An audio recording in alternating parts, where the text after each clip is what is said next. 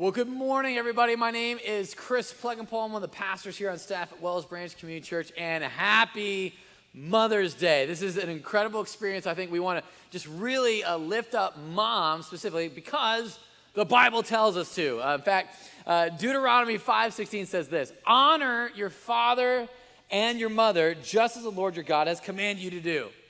So this is why we do it. We like to follow the Bible.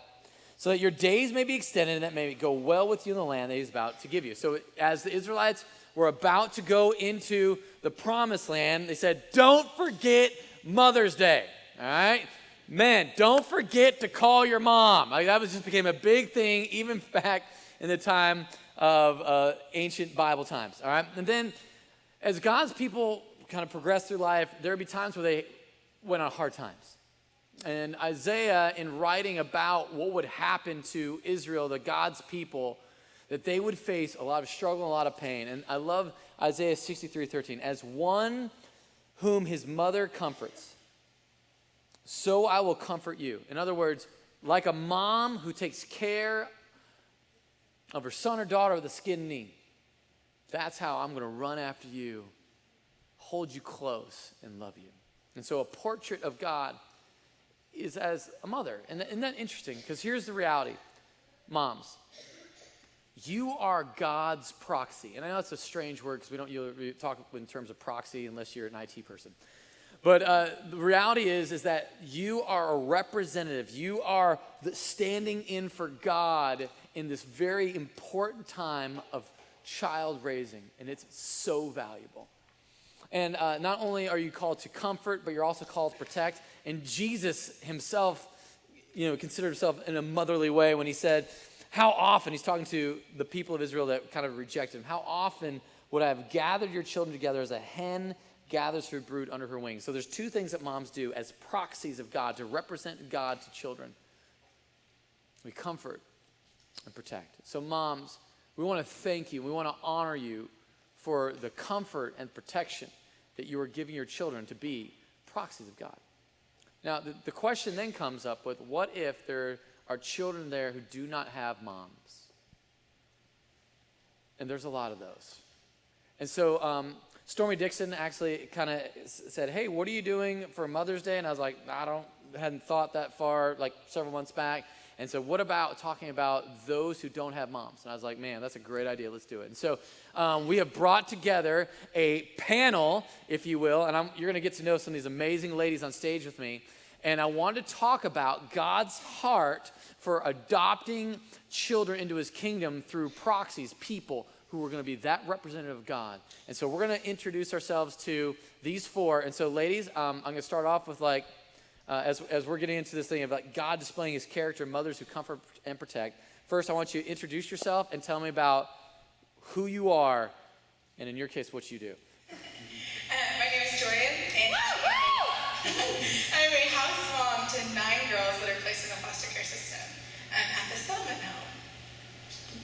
And I'm Jamie Harris, and I am a mom to 4 boys, one of whom we are fostering to adopt.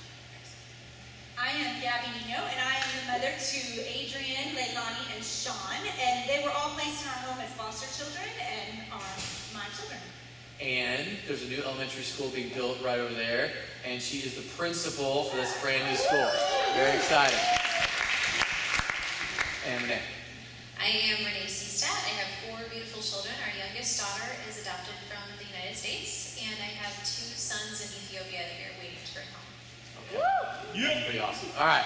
So here we go. We're going to get into this with kind of understanding God's heart. Why? Why do what you're doing? Start with you, Jordan. Why do what you're doing with your life? Because usually when I think of adoption, I think of married people. And it turns out you're not married. No, not even a little bit. Yeah, I am single in my mid-20s, and the Lord really put the word orphans on my heart over the last few years.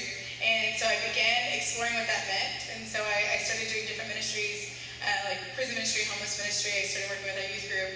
And the more and more that I was in those, I noticed a kind of underlying thread of a lot of these people had been placed in foster care or had they just didn't have people to care for them. And so I knew I wanted to do that. So I began researching. And the more and more I was learning about what it meant to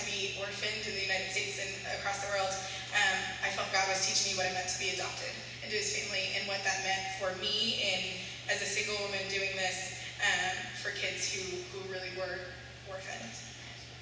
Awesome. Jamie, your story. Give us the big why of how you jumped into this world of Okay, well, I am married. I've been for quite a while.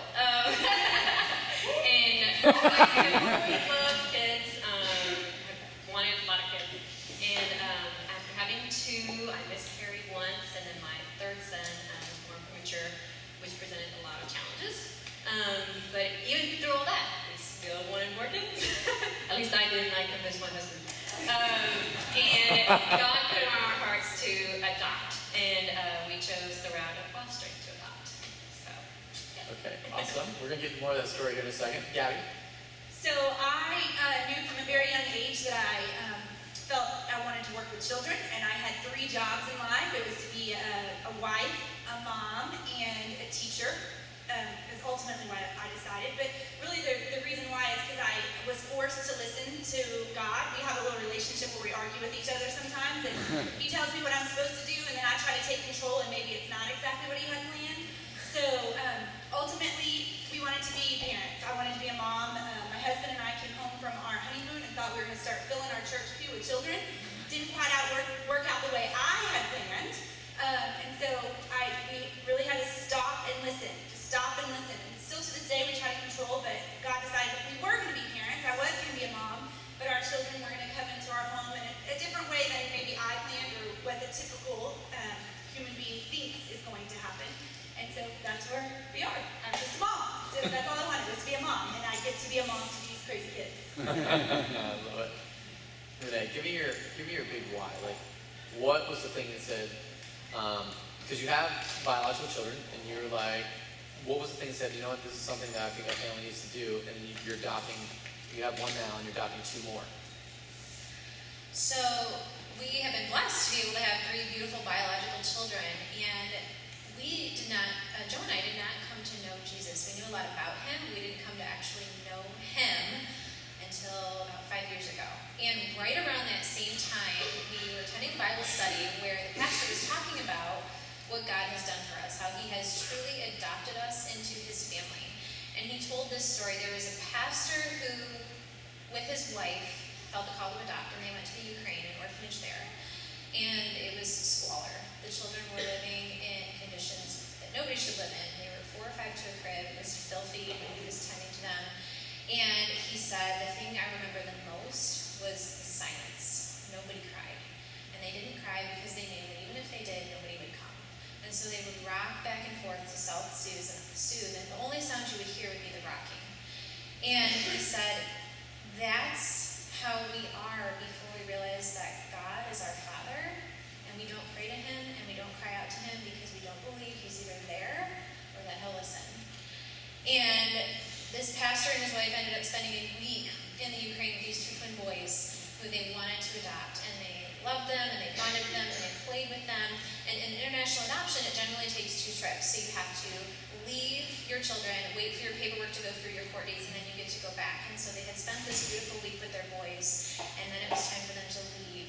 And the pastor said, I knew they were my boys because the paperwork said they were. But when I really knew they were mine is when we had to leave, and they cried. And that broke our hearts. It touched us so deeply because we realized the true truth of the gospel, which is that God is our Father, and he does care for us, and he does come when we cry out to him. I love that. So, Jordan, okay, so you are a foster mom at a home. Is that a good way to put that? House mom. Okay, sorry. So tell me about the process, because you just get to walk in and be like, hey, I'm ready. Or how does that work? And like, tell me about your spiritual journey through this to get involved. Sure. So for me, like I said, I was 21, I was single, and I didn't really know where to go from there, and so I just started researching. And I found out that there's places here in Austin and around Texas and in the world that take in these kids who don't necessarily have a foster home to go to. And so these places are run by shift work or people who stay there for a certain amount of days and then leave home. And these kids are kind of placed there until they're able to go into a solid foster home, which we always hope for permanency. And so started looking into these places, applying, and really got into it 3 years ago. think the biggest challenge with it is you sign up to say goodbye to every kid that comes in. And so it's every kid coming in, you know that you're going to eventually have to say bye, whether it be to a foster home or back to their own home. And so I think that was the biggest thing going into it was that. And how's your experience been spiritually with kind of some of the trauma that some of these kids have experienced? For me, it really was understanding that the loss, the fear of loss, and I think James is going to talk about that, is that you know that ultimately they are God's and they belong to God, and you have to walk in knowing that you're going to say goodbye, but also knowing that you serve a God who has given up a son, and knows what that feels like, and He mourns with you and He weeps with you, and we get to kind of walk through that together. That's awesome. So Jamie, you are in the process, in the kind of the thick. Can you tell us your story and like how you kind of made once you got your why, you said we're doing, you got Drew and said we're doing this, and you guys started down that road. What happened? Okay, so just process-wise, Yeah. We just got in contact with an agency, and actually they found us. But anyways, we signed up with them, and the process is that you need to get a home study done, which is they're going to evaluate your home. They come to your home, make sure it's a safe place for these kids to come into, and also they have to have training hours, which means you're taking courses on trauma-informed care, because any child that is in the system has experienced some level of trauma, and you would have to, care for them a little differently than those who have not maybe been exposed to that. So we did our hours. We also then we waited. So we wait for the call to see if there's a child that needs to be taken into home. And so that way ours is a little different. We were thinking, our goal was to adopt. So we were thinking we were going to get called for a child that had his parents' rights already terminated, which means it just makes it a little quicker process. But no, instead God decided to give us a little boy who had just been taken out of his situation. They call that emergency placement.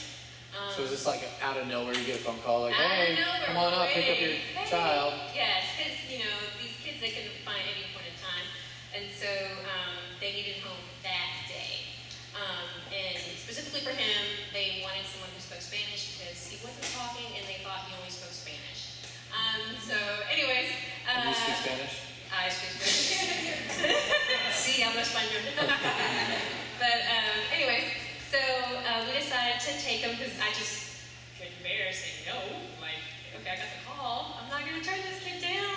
So he needs a place, he needs a home. So we decided to take him, and so we are fostering him and have been fostering him for about a year now. Yeah, Wow, so. that's exciting. And so how much longer? Because right now there's a termination process that could happen at any. Yes, and actually his parents' rights have been terminated just a couple weeks ago. But even so, there's still a 90-day waiting period where legally he can't be adopted yet because any family member that he has could come forward and say they would like to take care of him. And so, and you've developed an attachment a little bit. Yeah, just a little bit. He's been with us for a year. First of all, he attached to us very quickly. You could tell he didn't have an attachment to a mom, per se. He actually knew his mom by her first name. So, anyways, he attached very quickly. He blended with our family really well. Everybody who hadn't seen me for a couple of years thought, I know Mary, because he kind of looks like me. So, anyways, so we attached really quickly. So the challenge with that, even though it's all good, he attached with us, we attached with him, the challenge with that is that at any point in time, you have it in the back of your head that he could be taken away. Because a different person could step up and take them. And the goal for foster care is that they be reunited with their family, their biological family. So that was challenging because in our hearts, we're like, well, we're a better choice. But, God brought us through that, and there's just a big fear of loss that I had to go through, and still kind of go through a little bit now, that they could be taken away, and that would be traumatic for us, yes, but also further trauma on him. And can you imagine, he's been with us for a year, he's only 3.5 years old, and we're all he knows as a family. So that is very challenging. So. That's awesome. Anyways, yes. So, all right, thank you for that. That's awesome. So, Gabby, for a couple things I want you to jump in on here is like we see all these pictures around that are like in the lobby and up front. Can you first explain what those are and why we just have sweet pictures up? Yeah, so throughout services today, I'd encourage you to take a look and look deep at the pictures that are around.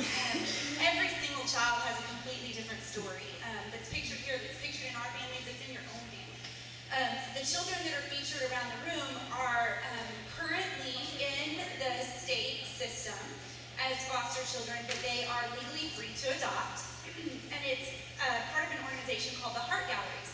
And most of these children, every child that's in the care of the state has a file. My last two children that I adopted were 1 and 2, they're still 1 and 2, and they have a 1,500-page record.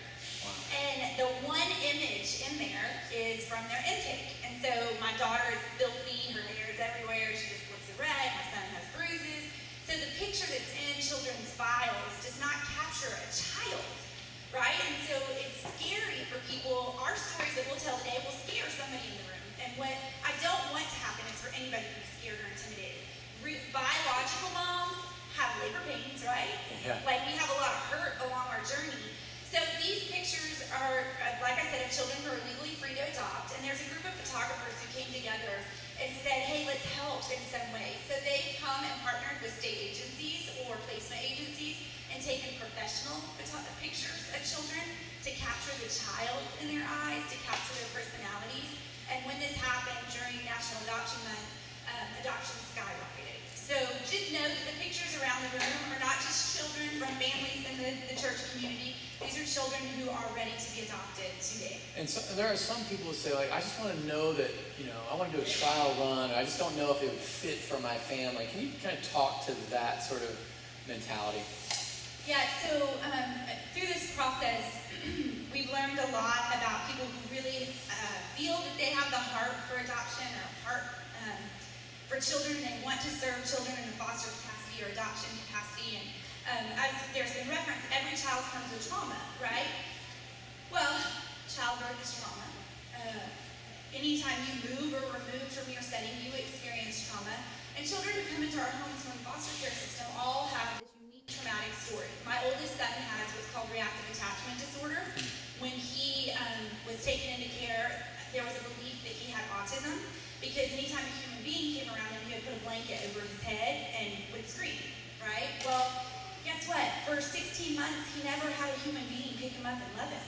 So that human being trying to be compassionate and loving to him was like an alien, right? And so he didn't know what that was. And so he has to learn to trust human beings. The same thing with my middle child, Adrian, had a very traumatic start.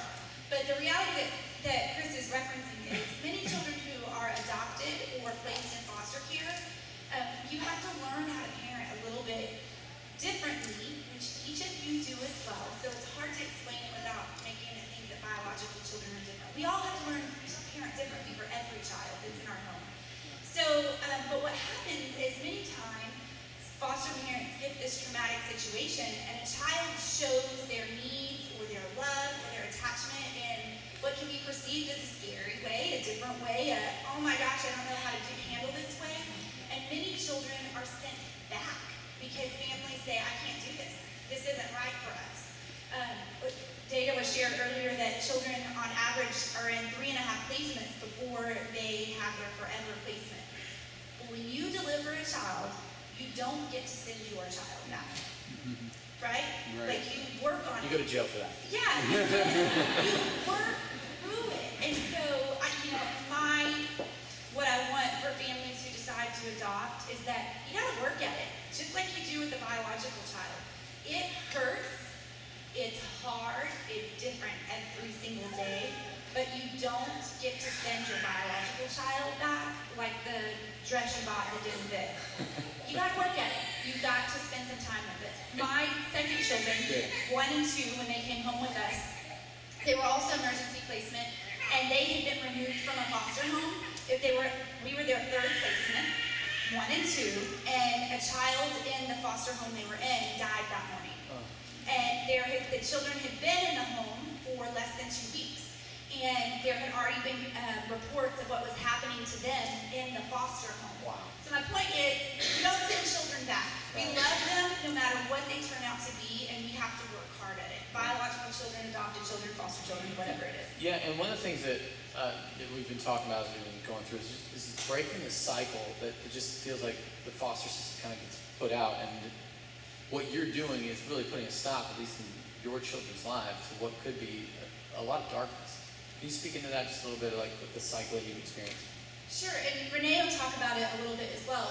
My oldest son was from the Houston area, and he was placed with us in an emergency situation as well, but placed out of the Houston area because of the risk with the family, violence, aggression, all that stuff. But we were driving 2.5 hours every week to take our child to visits with his biological mother, who was also a drug addict and a prostitute. And so we would have to drop him off in this unfamiliar place with a person who would pass out, and he would be in there for 2 hours with somebody who wasn't tending to him at all. The process of being placed in our home prior to termination was supposed to take about 1.5 months, 2 months, and 1.5 years later we were still going to visit Houston every 2 weeks to visit his biological mother. And so we once again had to just stop and listen. We tend to be selfish people, not in an ugly way. I don't mean selfish in an ugly way, but we loved our son and we wanted him with us to stay with us. And we thought, really? You're considering sending him home with this? Right. So we, 1.5 years later, we're still traveling back and forth. And so one night, my husband and I, again, were just broken, and we're able to really listen for the first time. Sean's mom was 29 years old, and she had 6 children and 2 grandchildren. And so we were reminded who was there for her, who took care of her and loved on her, and I mean the human beings, who took care of her and took care of her. So we changed our prayer. We started asking God to give us the strength to listen to his plan, to know that his plan would be done for Sean, that his plan would be done for his mom and for us as well. And we started praying for healing for her, that she hadn't been loved, so would she feel the love? And we knew that if God was going to send Sean somewhere other than our home, we had to trust that he was still going to take care of her and take care of wherever he was. So 2 weeks later, we had another court date, and we walk in, and Sean's mom was passed out in the court pew. Again, I don't know if it's pew at court. It's pew at church, right? So anyways, she's passed out, shoes off, she's snoring. She's kind of the spectacle in the courtroom. People are pointing, laughing, everybody's noticing. And again, we're like confronted with that feeling. But we knew now we had to just listen. We just had to listen to somebody else's plan. So this man comes up to my husband, taps him on the shoulder, and says, "Can I talk to you outside?" My husband has a little bit softer personality than me, so it was, no, you're going to have to talk to me too. So we go outside, and I'm thinking, is this guy about to like turn loose on my husband? Because remember, it was a placement away because of violence and aggression. It actually turned out to be Cerelia's pimp, and he just wanted us to know that she was high and that he didn't know what she was fighting for, and it had to stop. So we tried to encourage him to talk to the judge and share what's going on, and he wouldn't. He said, "She'll kill me," and she would. And so I went and got the DA and talked to them. We walk into court. Cerelia wakes up that day, and by the grace of God, for 5 minutes, we stood in front of the judge, hand in hand, and she agreed to stop fighting if Sean came home with us. The reason that story is so powerful to me is because I now get to raise my child, not to tell the story about his mom's drug habits or prostitution or violence, but that she was able to hear God's voice and choose a different life for my son, even though it was a window of 5 minutes of time. And as soon as it was done, she passed back out. But I get to raise my son in the truth, God's truth, God's plan now, and we get to continue loving on his mom because he'll be taken care of. So did we break the cycle? No, but we're working on it. Yeah. With the 2 little ones. I'm not going to tell tell this story because Renee's is very, very similar, but we have a 16-year-old little girl who's in the foster system, and now she's trying to raise 2 babies again. So I don't know, Chris, that we broke the cycle, but it does take some prayer and some listening and some loving on those who are part of this process who have not been loved on themselves. You're putting a dent in it. How about that? All right, so that you're kind of hearing the foster to adopt story. And so Renee is, again, I don't know the correct vocabulary for this, but traditional adoption, I don't know if that's a proper term for it. Can you tell your story of kind of the way you kind of went to an agency and then somebody said put their child up for adoption as opposed to having them taken? So when God really laid it on our hearts to adopt, we researched many different avenues, including international and domestic. And we found an agency. God used some different events in our life to show us that we would be adopting from the United States. And what you have to do, just kind of a brief version, is we had to create a profile of our family with pictures and little things about us so that they could be given to birth mothers, which are women that are carrying a baby that they know they will not be raising. And so the birth mother is asked to give kind of a snapshot into the family that she would like to be raising her child. And then based on what she says, profiles are distributed to her of families that kind of match what she has asked for. And so our profile, we signed at our agency in September, and in November, we were matched with a woman who said that she would like to know more about us. And she was 18 years old. She already had a 2-year-old little boy, and she was about 8 weeks pregnant, which is really, really early on to make that decision, but I'll never forget. She said, I know I can't raise this baby, but I can't hoard him either. And so what they do is when you've been kind of tentatively matched, then they ask, can we have a phone call? Because she wants to get to know you more, and then she'll let us know if she wants to continue pursuing you as the family for her child. So I was on the phone with her. She's again, an 18-year-old girl from Alabama. She had been in and out of the foster care system with her own son as a young mom, and she had been just living a life where her husband, her mother's boyfriend was continually assaulting her, and it was just a terrible home life. And so it is a cycle. And she said to me, I asked her about herself and just to tell me about her, and I said, we really care about you. I want you to know that you're really special, and God loves you, and we love you. And she said, nobody's ever said that to me before. And so we began a relationship. She did say she'd like to continue with us, and because she was so early on in her pregnancy, even though it was only November, she was due in July. So I had many months to text her and get to know her and build this relationship with her. And right around February was about the 20-week mark, and she had texted me and said, do you want to know the sex of the baby? Because I had my doctor's appointment. I said, yes, do you want to know? She said, yes. So she said, I'll let you know as soon as I find out. And I waited and waited and waited and didn't hear from her and didn't hear from her. And that was a little bit unusual. And after a day, I kind of got a little bit panicky, started reaching out, didn't hear anything. 2 days later, I got a text from her, and all it said was, I don't feel good, I'm in the hospital. And I couldn't find her. I started calling around hospitals in Alabama, couldn't get a hold of her, I had no idea what was going on, she wasn't returning my texts. And 2 days after that, she texts me and she says, I'm so sorry, I lost the baby. They had to cut me. They said it would have been stillborn once that mean. And it broke my heart because I knew that if she was asking me that question, nobody cared enough to explain to her what had just happened and the loss that she must have felt and the loneliness. But the very, very worst part was when she said to me right after that, I'll have another baby for you, Joe.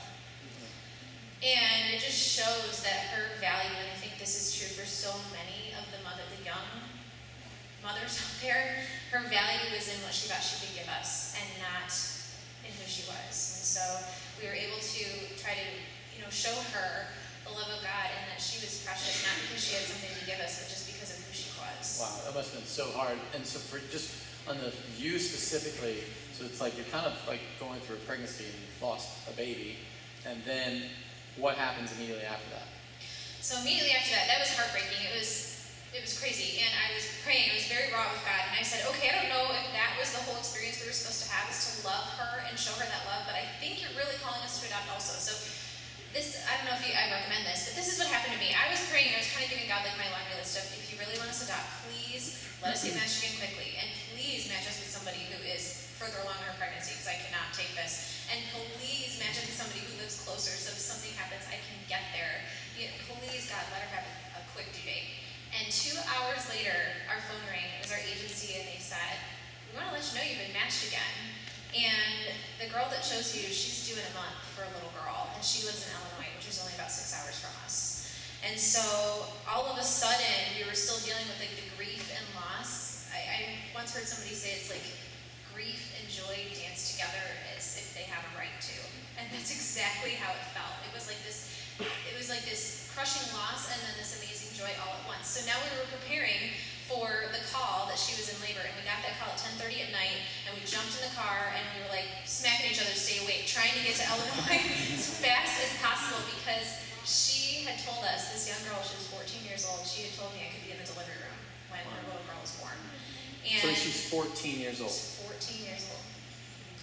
And the first time I ever laid eyes on her was when I was in the delivery room to say hello to her. And I got to coach the birth of my own daughter.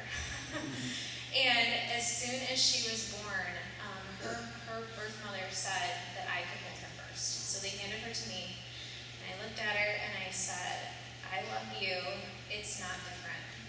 And it wasn't. It was like I had just given birth to her. That same love and the same feelings that I had for my own biological children, it was absolutely 100% the same.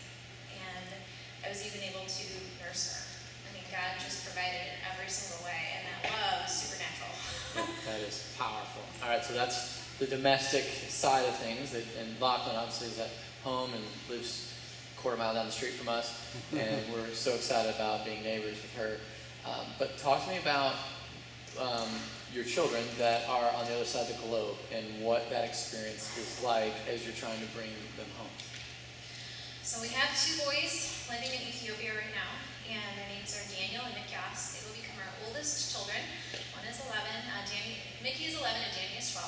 And in October, Joe and I got to go to Ethiopia and we were able to visit Mikyas in his orphanage, and it's about 300 boys and about 5 caretakers. And we were working with a translator, and as soon as we came, Mickey ran right up to us. He expected us. He knew we were coming, and gave us hugs, and we were talking to him through the translator. And it was such a precious time. It was such a small window of time we could spend with him. And I said, "Mickey, I want to know everything about you. What do you know? What do you like to do? And what's your favorite subject in school? And tell me your birthday. When's your birthday, buddy?" And he looked me in the eyes and he said, "I don't know when my birthday is, but it's today because my mom and dad have come to me."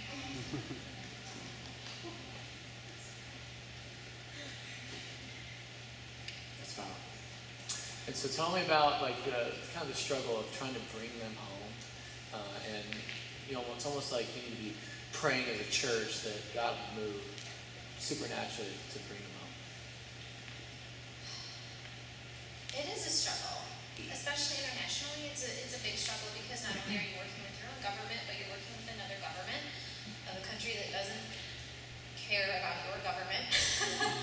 And it's the labor pains. It's the labor pains that all of these ladies have talked about. It's the waiting. It's almost like morning sickness, and it's just you hope and you have this holy friction of desperately wanting your children to come home. I've met them. I've held them. I've loved them. I love them, and they're not yet mine. But the great thing is that my own biological children are not truly mine either. They belong to the Lord, and so I know that if I can trust Him with the ones that He is letting me raise right now, then I can trust Him with the ones that I believe He's calling me to raise eventually. And then, like Gabby had said, He will take care of them until that day. So we're going to be wrapping up here. And I wanted you to kind of communicate just that why again of what God has done for you in the sense of giving that life-changing reality of Jesus Christ. And for somebody here who doesn't know Jesus, what would you say to them? If somebody who didn't know God? I would say that redemption is incredibly costly. Adoption is costly. There's pain involved. There's huge, huge price involved. But the thing is, God has decided that we were worth that. And you hear the cliche that there is, the broken is beautiful. But the broken is really only beautiful when there's the hope of redemption. And what God has given us in Jesus Christ is the hope of redemption, and that is truly beautiful. What He did was He sent His own Son to fill the gap because we are naturally separated from Him. We can feel the separation. We can all feel it.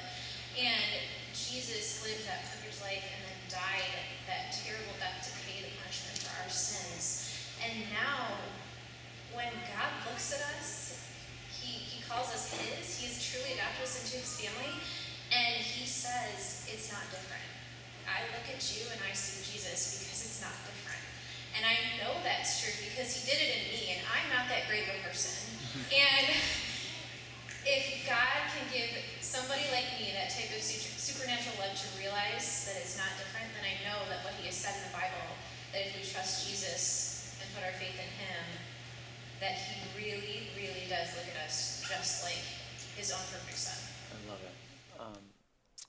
We're going to wrap up, and I just want to kind of reiterate that just as Mikia said, today is my birthday because my mom and dad have come to me. Today could be your spiritual birthday because your father's coming for you. And you don't have to be an orphan any longer. You don't have to be alone any longer. When you're adopted into his kingdom, you get a family. And you look around, there's some brothers and sisters that want to embrace you and love you just for who you are, not what you can give, not what you can perform. And that's why we call it amazing grace, because he does all the work.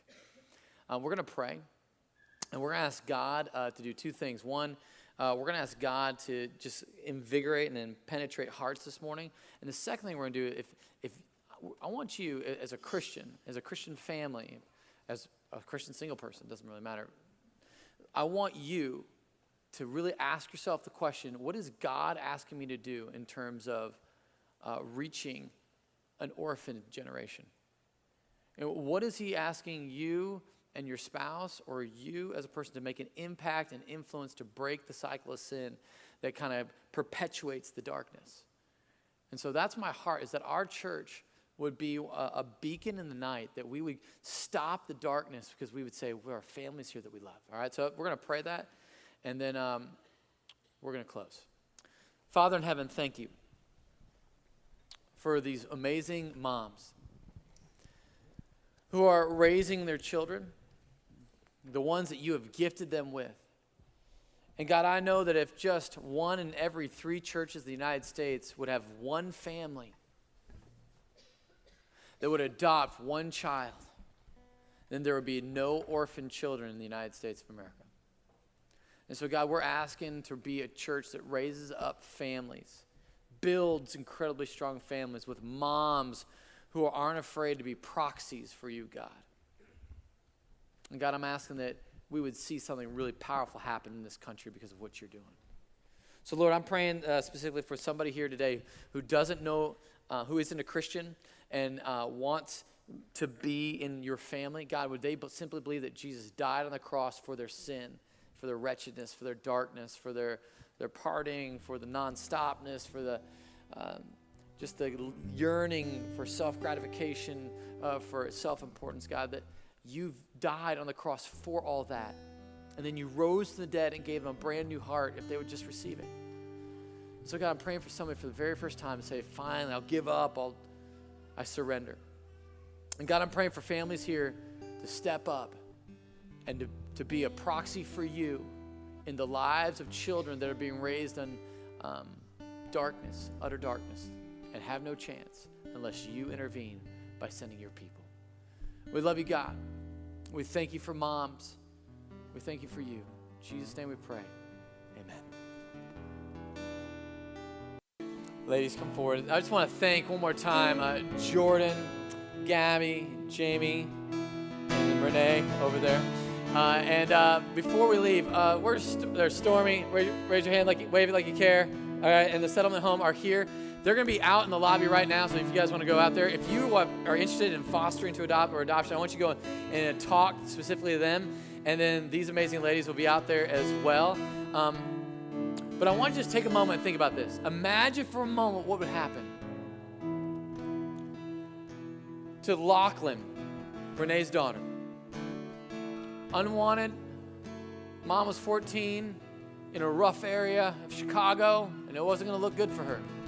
But now, because she was adopted into a family of believers committed to reaching people with a life-changing route of Jesus Christ, Lachlan's going to be on mission, and one day, she's going to be a mom. And she's going to have a family. And she's going to probably go reach out to one more that's struggling, unwanted, just like God did for us. Imagine what happened if our church just took seriously this message that God is pursuing us and he wants a relationship with us, and we took it to the physical realm and reached out to babies that needed homes, and we became moms and we became dads to a generation of orphans. It would transform this country, and it would start right here at this church. So would you receive the benediction? Go and be a people motivated by the gospel to reach children with a life-changing reality of Jesus Christ. Go and push back the darkness of sin and debauchery and drugs and a lifestyle of brokenness. And go and reach people who have no hope other than God sending a proxy, you, to represent him. Go and push back that darkness. Have an awesome week of worship. You're dismissed.